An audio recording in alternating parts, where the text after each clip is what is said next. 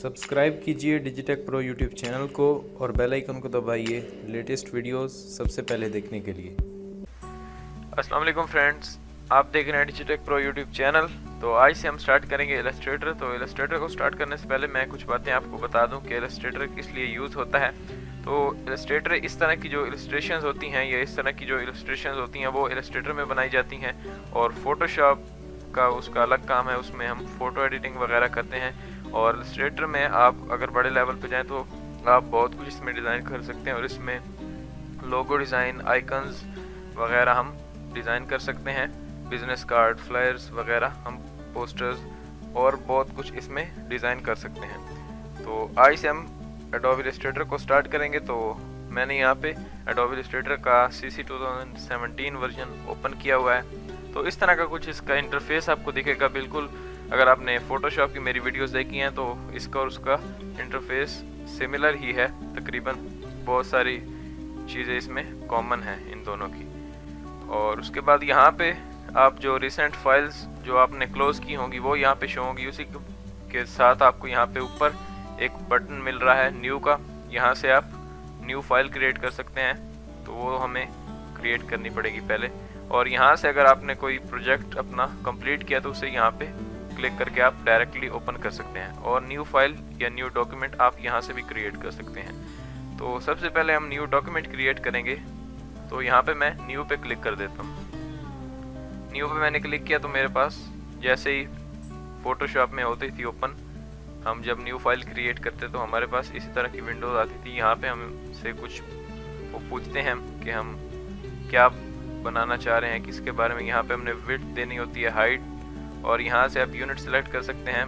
ज़्यादातर यूज़ होते हैं वो पिक्सल्स या इंचेस होते हैं, लेकिन इलस्ट्रेटर जो है वो पिक्सल्स पर काम नहीं करता। ये एक वेक्टर बेस्ड सॉफ्टवेयर है। तो वेक्टर और रास्टर क्या है ये मैंने आपको बताया था जब मैंने फोटोशॉप स्टार्ट किया था, वो वीडियो आप जाके देख सकते हैं। तो उसके बाद ऊपर आपको यहाँ पे कुछ मेन्यूज दिख रहे हैं, जैसे रिसेंट का, यहाँ पे जो आपने रिसेंट फाइल क्लोज की होगी वो यहाँ पे शो हो रही होगी। जो आपने यहाँ पे प्रीसेट बनाया होगा रिसेंटली वो यहाँ पे शो होगा। उसके बाद उसी के आगे है सेव। आप यहाँ पे कोई प्रीसेट बना के सेव भी कर सकते हैं। उसके बाद मोबाइल, यहाँ पे कुछ डिफ़ॉल्ट साइज़ दिए हुए हैं, जैसे यहाँ पे iPhone 6s और इस तरह के और भी बहुत सारे साइजेस हैं यहाँ पे, इनको आप यूज़ कर सकते हैं। वेब के लिए भी यहाँ पे दिए हुए हैं, web large, common, web minimum. तो यहाँ पे आपको साइज़ दिए हुए हैं, इनको यूज़ कर सकते हैं। प्रिंट के लिए यहाँ पे दिए हुए हैं A4 साइज़ चाहिए या लेटर साइज़ चाहिए, लीगल। तो यहाँ पे बहुत सारे दिए हुए हैं। फिल्म एंड वीडियोज़ यहाँ पे भी दिए हुए हैं, इनको भी आप यूज़ कर सकते हैं। और यहाँ पे आर्ट एंड इलस्ट्रेशंस। तो आप यहाँ से कोई भी सिलेक्ट करें। उसके बाद प्रीसेट डिटेल, यहाँ पे फर्स्ट आपने नेम देना है, कोई भी देना चाह रहे हैं आप तो वो आप दे सकते हैं। मैं यहाँ पे रहने देता हूँ इसको। उसके बाद नीचे आपसे पूछ रहा है विड्थ। उसके बाद यहाँ पे आपने विड्थ देनी होती है, जैसे फोटोशॉप में होता था कि यहाँ पे अपने विड्थ और हाइट न्यू डॉक्यूमेंट की आपने डालनी होती है। उसके बाद यहाँ पे सारे ऑप्शंस वही हैं जो आप फोटोशॉप में देख चुके हैं। उसके बाद ब्लीड वगैरह ये एडवांस है, हम डेफिनेटली बाद में जाके आगे पढ़ेंगे। उसके बाद यहाँ पे यूनिट्स दिए हुए हैं। यूनिट्स आप कोई भी सिलेक्ट कर सकते हैं जो आपकी रिक्वायरमेंट है, इंचेस या पिक्सल्स। और उसके नीचे यहाँ पे कलर मोड दिया हुआ है। कलर मोड अगर आप कोई प्रिंटिंग के लिए कुछ बना रहे हैं तो CMY की सिलेक्ट करेंगे, और RGB तो वैसे ही सिलेक्ट होता है, यानी रेड, ग्रीन, ब्लू। और उसके बाद यहाँ पे मोर सेटिंग्स हैं। मोर सेटिंग्स पे आप क्लिक करते हैं तो आपके सामने इस तरह की विंडोज ओपन होती है। यहाँ पे कुछ डिटेल्स दी हुई हैं, यानी अगर आप कोई बिजनेस कार्ड वगैरह बना रहे हैं तो उसकी यहाँ पे आप ब्लीड देंगे। तो ये चीज़ें एडवांस हैं, हम आगे जाके पढ़ेंगे जब हम कुछ इसमें क्रिएट करेंगे अपना। तो इसको मैं कैंसिल कर देता हूँ, और उसके बाद बस हमने क्रिएट पे क्लिक कर देना है। तो क्रिएट पे क्लिक करेंगे तो हमारे पास डॉक्यूमेंट क्रिएट हो जाएगा। जो भी हमारा उधर साइज़ दिया हुआ था उसके हिसाब से ये यहाँ पे क्रिएट हो गया न्यू डॉक्यूमेंट। तो इस तरह का कुछ इसका इंटरफेस है, बिल्कुल फोटोशॉप की तरह ही है ये तकरीबन। जैसे यहाँ पे आपको मिल रही है लेफ्ट में टूल बार, ये टूल बार है, इसको आप अलग भी कर सकते हैं और वापस यहाँ पे आप सेट भी कर सकते हैं। तो इस तरह का इसका इंटरफेस है। ऊपर ही आपको मेन्यू बार मिल रही है, जहाँ पे वही मेन्यू बिल्कुल सेम ही है, कुछ बस डिफरेंट है। फाइल का edit, object type, select, effects वगैरह, यहाँ पे व्यू, विंडो एंड हेल्प। तो यहाँ पे ये इसको कहते हैं मेन्यू बार, और यहाँ पे प्रॉपर्टी बार दी हुई है। और उसी के साथ राइट साइड में अगर आप देखें तो आपके पास ये पैनल्स दिए हुए हैं, जिसके ऊपर क्लिक करेंगे उसका पैनल आपके सामने ओपन हो जाएगा। तो इसके ऊपर ही आपको यहाँ पे ये एरो दिख रहा है एक्सपेंड पैनल्स, इस पे आप क्लिक करेंगे तो यहाँ पे आपके पास जितने भी यहाँ पे साइड पे दिख रहे थे पैनल्स वो ओपन हो गए हैं। तो यहाँ पे आप देख सकते हैं कलर गाइड, और उसी के साथ आपको कलर थीम वगैरह यहाँ पे मिल रही है। और यहाँ पे कलर में देखें तो आपके पास ये कलर का पैनल है, उसी के नीचे स्वॉचेस, यहाँ से आप कोई भी कलर डायरेक्टली पिक कर सकते हैं। उसके बाद ब्रशेस, सिंबल्स, स्ट्रोक, ग्रेडियंट्स वगैरह यहाँ पे पैनल्स दिए हुए हैं। इसकी आप सेटिंग्स खुद से भी कर सकते हैं। अगर आप इसको यहाँ से क्लोज रखना चाह रहे हैं, अगर आपको स्क्रीन स्पेस ज़्यादा चाहिए तो आप इसको क्लोज रख सकते हैं, वरना आप इसे ओपन कर सकते हैं। ये जो आपके जिन पैनल्स को आप ज़्यादा यूज़ करते हैं वो यहाँ पे ओपन रखें, बाकी सबको आप यहाँ से ख़त्म कर सकते हैं। उसके बाद आप इनको वापस ला भी सकते हैं। जैसे ये कलर थीम वाला है पैनल, इसको मैंने बाहर निकाल दिया यहाँ से पकड़ के, उसके बाद कट कर दिया, क्लोज हो गया। उसके बाद विंडोज़ में जाना है आपने, और यहाँ से आपको तमाम मिल जाएंगे। यहाँ पे ग्रेडियंट्स देख सकते हैं, यहाँ पे हमारा ग्रेडियंट शो हो रहा है। इस तरह स्ट्रोक वगैरह, ट्रांसपेरेंसी का पैनल, बहुत सारे पैनल्स यहाँ पे शो हो रहे हैं। इस तरह जैसे मैंने स्ट्रोक वाले को क्लोज किया, विंडो में गया, और यहाँ से मैं स्ट्रोक वाले को दोबारा ओपन कर सकता हूँ। यहाँ पे नीचे आपको एक मेन्यू दिख रहा होगा एरो, उसके ऊपर क्लिक करेंगे तो और भी बहुत सारे पैनल्स आपके पास शो हो रहे होंगे। इसी तरह यहाँ से स्ट्रोक का होगा, मैं उसे ओपन कर लेता हूँ। ये स्ट्रोक का पैनल, इसकी शॉर्टकट की है Ctrl+F10। तो यहाँ मैंने क्लिक किया, ये आप देख सकते हैं स्ट्रोक का पैनल ओपन हो गया।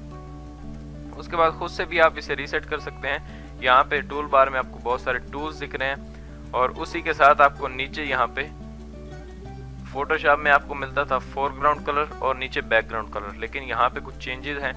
यहाँ पे आपको ऊपर मिल रहा है ये वाला वाइट जो आप देख रहे हैं, ये फिल है, यानी जो कुछ भी आप यहाँ पे ड्रॉ करेंगे, शेप्स बनाएंगे, उसमें यहाँ पे जो सिलेक्टेड होगा वो कलर फिल हो जाएगा। उसके बाद नीचे ही आपको यहाँ पे जो एक लाइन दिख रही है, ये है स्ट्रोक। तो फिल और स्ट्रोक यहाँ पे दिए हुए हैं, और उसी के ऊपर आपको यहाँ पे जो एरो दिया हुआ है, ये स्वैप, फिल एंड स्ट्रोक है। इसकी शॉर्टकट की है Shift+X। तो इस पे अगर मैं क्लिक करता हूँ तो मेरे कलर स्वैप हो गए, यानी पहले मेरा यहाँ पे स्ट्रोक में ब्लैक था और इसमें वाइट था। जैसे मैं इस पे डबल क्लिक करता हूँ तो मेरे पास ये कलर पिकर आ जाता है। यहाँ से मैं सिलेक्ट कर सकता हूँ, ये रेड सिलेक्ट कर लिया। स्ट्रोक में भी इसी तरह आप डबल क्लिक करें, यहाँ से कलर सिलेक्ट कर लें। उसके बाद जैसे मेरा फिल में अभी रेड है, नीचे स्ट्रोक में ब्लैक है, तो मैं यहाँ पे ऊपर एक एरो पे क्लिक करता हूँ, कलर स्वैप हो गया। इसमें स्ट्रोक में रेड आ चुका है और फिल में ब्लैक। तो इसी तरह यहाँ पे अगर आप कुछ नन करना चाह रहे हैं, जैसे मुझे स्ट्रोक नहीं चाहिए, अब मैं कोई भी ऑब्जेक्ट क्रिएट कर रहा हूँ, मुझे उसमें स्ट्रोक नहीं चाहिए, तो मैं इसको सिंपली यहाँ से नन कर दूंगा। यहाँ पे नीचे आपको एक लाइन, रेड लाइन वाला बटन दिख रहा है, इसके ऊपर आप क्लिक करेंगे तो ये ख़त्म होगी, यानी अब ये हमारे ऑब्जेक्ट में शो नहीं होगी। उसके बाद फिल को भी क्लोज करना चाह रहे हैं तो यहाँ से उसको भी क्लोज कर सकते हैं। और अगर हमने इनको खोलना है, ओपन करना है, यानी यहाँ पे आपको कलर मिल रहा है या रेड कलर आपको मिल रहा है, इसके ऊपर आप क्लिक कर देंगे, ये वापस आ गया। या स्ट्रोक को सिलेक्ट करें और यहाँ से क्लिक कर दें तो आपका ये ओपन हो जाएगा। तो बाय डिफ़ॉल्ट ये यहाँ पे फिल में वाइट होता है और स्ट्रोक में ब्लैक होता है, तो हम वही रख देते हैं। इस तरह से मैंने ओके कर दिया। उसके बाद आर्ट बोर्ड यहाँ पे हमारा एक लंबा सा दिख रहा है, यानी ऑब्वियसली जो हमने साइज़ दिया था वही आएगा यहाँ पे, और उसको हम थोड़ा बड़ा कर लेते हैं। ये वेक्टर है क्योंकि बाद में हम इसको चेंज कर सकते हैं। तो यहाँ पे आपको एक मिल रहा है आर्ट बोर्ड टूल, यहाँ पे टूल बार में नीचे इस पे क्लिक करेंगे तो आपके ये आर्ट बोर्ड के ऊपर जो ट्रांसफॉर्म्स हैंडल हैं वो आ चुके हैं। तो इसको पकड़ के यहाँ पे इधर इस तरह से आप कर सकते हैं। इनको मैंने थोड़ा बड़ा कर लिया और यहाँ पे ऊपर कोई भी टूल और सिलेक्ट करेंगे तो ये ओके हो जाएगा, यानी इतना हो चुका है। तो इसी तरह से आपके पास यहाँ पे ऊपर हम टूल्स की तरफ चलते हैं, तो यहाँ पे ऊपर आपको मिल रहा है सिलेक्शन टूल। इसके ऊपर आप कर्सर रखेंगे तो आपको दिख जाएगा सिलेक्शन टूल, इसकी शॉर्टकट की है V। तो इसको सिलेक्ट कर सकते हैं, इसके नाम से ही पता चल रहा है ये सिलेक्शन के लिए यूज़ होता है। यानी मैं यहाँ पे एक कुछ भी शेप क्रिएट कर देता हूँ।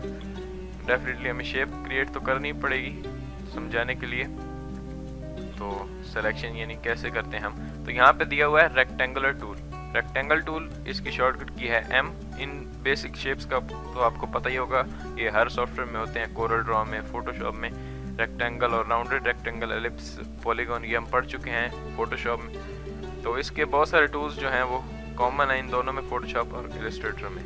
तो रेक्टेंगल टूल पे हम क्लिक करेंगे और यहाँ पे मैं बना देता हूँ। इस तरह से मैंने एक स्क्वायर बनाया। ये मेरी स्मार्ट गाइड्स ऑन है, इसलिए मुझे बता रहा है कि अब आप स्क्वायर ये आपका बन चुका है। वो हमने कहाँ से ऑन करनी है मैं आपको बताता हूँ। आपने व्यू में जाना है और यहाँ से नीचे आपका स्मार्ट गाइड्स का जो ऑप्शन है वो चेक लगा होना चाहिए। अगर आपका नहीं है तो आप उस पर चेक लगा लें ताकि आपको गाइड करता रहे इलस्ट्रेटर। इस तरह से मैंने एक यहाँ पे स्क्वायर बना दिया, स्क्वायर यानी ऑल साइड्स आर इक्वल। उसके बाद यहाँ पे स्क्वायर बनाने के बाद मैं स्क्वायर को सिलेक्ट करूंगा। इस तरह से सिलेक्शन टूल मैंने लिया हुआ है, इसको सिलेक्ट किया और यहाँ पे फिल के ऊपर मैं डबल क्लिक करता हूँ। याद रखना अपने फोटोशॉप में हम सिर्फ सिंगल क्लिक करते थे और हमारे पास ओपन हो जाता था कलर पिकर, लेकिन यहाँ पे आपको डबल क्लिक करनी पड़ती है। मैं यहाँ से कोई भी कलर यानी रेड या ब्लू, मैं रेड ही ले लेता हूँ। यहाँ से रेड कलर लिया, यहाँ से ओके किया तो इसमें फिल हो गया। ये आपने याद रखना है, आपने इसको सिलेक्ट करना है। तो अगर आप सिलेक्ट नहीं करेंगे तो यहाँ पे आप जो भी चेंज करते रहे वो इसमें फिल नहीं होगा। इसको इस तरह से आपने सिलेक्शन टूल से सिलेक्ट करना है। सिलेक्शन टूल क्या काम करता है, जो पार्ट सिलेक्शन में उसका हम ऐड करेंगे उसको आप वो सिलेक्ट कर लेगा ये सिलेक्शन टूल। तो इसमें हमने कलर फिल कर दिया, जैसे मैंने यहाँ पे ये एक स्क्वायर बनाया। उसके बाद फिर से रेक्टेंगल टूल लिया, यहाँ पे बना दिया मैंने, रेक्टेंगल बना दी। उसके बाद मैं यहाँ से वही सिलेक्शन टूल लेता हूँ और इसको सिलेक्ट करता हूँ तो ये एक ही हुआ। इस तरह से मैं इन दोनों ऑब्जेक्ट्स को इकट्ठा सेलेक्ट कर सकता हूँ। और अगर आप चाहें तो इनको ग्रुप भी कर सकते हैं। इस पर राइट क्लिक करें और यहाँ से ग्रुप की शॉर्टकट की है कंट्रोल जी। अगर आप इन दोनों को सिलेक्ट करेंगे और कंट्रोल जी प्रेस कर देंगे तो ये ग्रुप हो गए। अब मैं एक को भी सिलेक्ट करूंगा तो ये दूसरे भी सिलेक्ट हो जाएंगे। तो ये बेसिकली सिलेक्शन के लिए यूज होता है। हम किसी भी ऑब्जेक्ट को सिलेक्ट करना चाह रहे हैं और अनग्रुप भी इसी तरह से ही आप कर सकते हैं। इन दोनों को सिलेक्ट करें या एक को ही सिलेक्ट करें और राइट क्लिक करें और यहाँ पे अनग्रुप, तो ये अनग्रुप हो गए। अब ये अलग अलग हो जाएंगे जब आप इनको अनग्रुप कर देंगे। ये आप देख सकते हैं स्मार्ट गाइड जो आपको गाइड करती रहती हैं कि अभी आप बिल्कुल इसके इक्वल हैं। जैसे मैंने यहाँ से इसको यहाँ तक ले गया तो वो मुझे बता रहा है। यहाँ पे आपको एक दिख रही होगी लाइन पिंक कलर की कि आप बिल्कुल इसके सामने आ चुके हैं आपका दूसरा ऑब्जेक्ट। उसके बाद हम जाते हैं, इन सबको मैं इस तरह से सिलेक्शन टूल से सिलेक्ट करता हूँ और अपने कीबोर्ड से डिलीट प्रेस कर देता हूँ तो ये डिलीट हो गया। उसके बाद हमारे पास आ जाता है यहाँ पे direct selection tool. Direct selection tool क्या काम करता है, मैं फिर से वही रेक्टेंगल बना रहा हूँ। यहाँ पे मैंने रेक्टेंगल बनाई, इसका कलर मैं यहाँ पे फिल के ऊपर डबल क्लिक करता हूँ और यहाँ से कलर इसका मैं कोई सा भी चेंज कर देता हूँ। ये कर दिया, ये बहुत ही डार्क, मैं इसको थोड़ा डार्क कर देता हूँ, इतना ठीक है। उसके बाद स्ट्रोक आपको ऊपर दिख रही होगी, मैंने आपको बताया था कि आप यहाँ से इसको नन भी कर सकते हैं। जैसे मैंने इसको सिलेक्ट किया, आपको ऊपर एक लाइन दिख रही होगी स्ट्रोक यहाँ पे। इसकी प्रॉपर्टीज में आप इसको इंक्रीज भी कर सकते हैं। जैसे मैंने सिलेक्शन टूल लिया, इसकी प्रॉपर्टीज के बारे में आपको बता देता हूँ। यहाँ पे आपको मिल रहा है वही फिल, यहाँ से आप कोई भी कलर पिक कर सकते हैं। यानी स्वचेस जो आपकी यहाँ पे शो हो रहे हैं वही आपको ऊपर भी शो कर रहा है। उसी के आगे आपको यहाँ पे स्वचेस मिल जाते हैं, यानी आपकी स्ट्रोक का कलर कौन सा होगा, यहाँ पे आपके फिल का कलर कौन सा होगा। यानी फिल में अगर चेंज करता हूँ तो यहाँ पे इसको सिलेक्ट रखता हूँ, यहाँ से फिल में चेंज कर रहा हूँ तो चेंज हो रहा है। उसके बाद स्ट्रोक का कलर मैं यहाँ से चेंज कर सकता हूँ, जैसे पिंक किया तो यहाँ पे स्ट्रोक आपको पिंक दिख रही है। उसके बाद इसको मैंने सिलेक्ट किया, यहाँ पे स्ट्रोक का साइज वो पूछ रहा है, सो साइज आप कुछ भी दे सकते हैं। मैंने इंक्रीज किया तो इस तरह से हो गया। तो मैं कंट्रोल Z से अंडू कर देता हूँ। आपने देखा होगा कि फोटोशॉप में हम कंट्रोल ऑल्ट Z से अपनी हिस्ट्री में जाते थे, यानी बैक जाते थे, लेकिन इसमें आप सिर्फ कंट्रोल Z ही प्रेस करेंगे तो आप यानी आपको ये पीछे लेकर चला जाएगा। इस तरह से मैंने कंट्रोल Z किया, फिर से कंट्रोल Z किया, तो इस तरह से आप अंडू कर सकते हैं। उसके बाद जूम आपने किस तरह से करना है मैं आपको बता देता हूँ। यहाँ पे आपका जूम टूल भी दिया हुआ है, उससे भी आप यहाँ से इस तरह से क्लिक करेंगे तो आप जूम कर पाएंगे। और अपने कीबोर्ड से अगर आपने ऑल्ट प्रेस किया हुआ है और उसके बाद अपने स्क्रॉल व्हील को आप नीचे कर रहे हैं तो ये जूम आउट होगा, और स्क्रॉल व्हील को ऊपर करेंगे तो ये जूम इन होगा। तो इस तरह से भी आप जूम कर सकते हैं। मैं ये यूज़ करता हूँ, ऑल्ट प्रेस करके स्क्रॉल व्हील से मैं इसको जूम इन जूम आउट करता हूँ। उसके बाद मैंने सिलेक्शन टूल ले लिया और यहाँ पे स्ट्रोक का वही दिया हुआ है। उसके बाद लाइन दी हुई है, आपको किस तरह की स्ट्रोक रखना चाह रहे हैं। और उसके बाद यहाँ पे भी कुछ यहाँ पे ब्रशेस दिए हुए हैं, जिस ब्रश को सिलेक्ट करके आप यहाँ पे क्रिएट करेंगे उस वही ब्रश यहाँ पे आपका ड्रॉ हो जाएगा। उसके आगे ओपेसिटी दी हुई है, यानी इसकी मैं ओपेसिटी भी कम कर सकता हूँ। जैसे मैंने इसको थोड़ा डिक्रीज किया तो आप देख सकते हैं इसकी ओपेसिटी कम हो रही है। बिल्कुल फोटोशॉप में भी इसी तरह का ओपेसिटी का ऑप्शन मिलता था आपको। उसके बाद स्टाइल्स दिए हुए, स्टाइल्स को हम आगे जाके पढ़ेंगे। ये अलाइन और शेप्स वगैरह ये एडवांस है, हम आगे जाके इनके बारे में पढ़ेंगे। उसके बाद डायरेक्ट सिलेक्शन टूल क्या काम करता है, मैंने डायरेक्ट सिलेक्शन टूल को सिलेक्ट किया, इसकी शॉर्टकट की है ए। तो ये आपको किसी भी ऑब्जेक्ट को आप इंडिविजुअली सिलेक्ट कर सकते हैं। जैसे सिलेक्शन टूल में था कि हम इस पे क्लिक करते हैं तो पूरा ये सिलेक्ट हो गया, हम इसको हद तक ये रोटेट भी कर सकते हैं। मैं जैसे इसके कॉर्नर के ऊपर अपना कर्सर ले गया तो हमारा कर्सर ये चेंज हो रहा है, यहाँ से पकड़ के मैं इसको रोटेट कर सकता हूँ। और एक मैं आपको शॉर्ट की बता देता हूँ, जैसे मैंने इसको रोटेट के मैंने कंट्रोल Z कर दिया, अगर आप शिफ्ट प्रेस करके रोटेट करेंगे, मैंने अपने कीबोर्ड से शिफ्ट प्रेस किया और अब मैंने रोटेट किया तो ये आप देख सकते हैं ये 45 डिग्री पे उसने रोटेट कर दिया। इस तरह से करेंगे तो आप शिफ्ट के साथ रोटेट करें तो ज़्यादा बेटर रहेगा। तो इस तरह से सिलेक्शन टूल करता है, लेकिन अगर आप डायरेक्ट सिलेक्शन टूल पे आते हैं तो इसमें आप अपने ऑब्जेक्ट को रीसाइज नहीं कर सकते और इसमें भी आप अपने ऑब्जेक्ट को इंडिविजुअली सिलेक्ट नहीं कर सकते। जैसे मैंने डायरेक्ट सिलेक्शन टूल लिया, अगर मैं चाह रहा हूँ कि इसका ये वाला जो कॉर्नर है यहाँ पे अगर आप कर्सर रखें तो आपको बता रहा है एंकर, ये हमारे एंकर पॉइंट्स होते हैं। इस पे मैंने सेलेक्ट किया इस तरह से, या क्लिक नहीं करना चाह रहे तो आप अगर आपका पूरा सिलेक्टेड है ये इस तरह से, तो अगर आप इसको भी सिलेक्शन में लेंगे एक कॉर्नर को तो एक कॉर्नर सिलेक्ट हो गया। और अगर आप अब इसको मूव करना चाहें तो कर सकते हैं। आप अपने ऑब्जेक्ट को कोई और शेप भी यहाँ से देख सकते हैं, जैसे मैंने इसको इधर कर दिया, ये मैं कंट्रोल Z कर देता हूँ।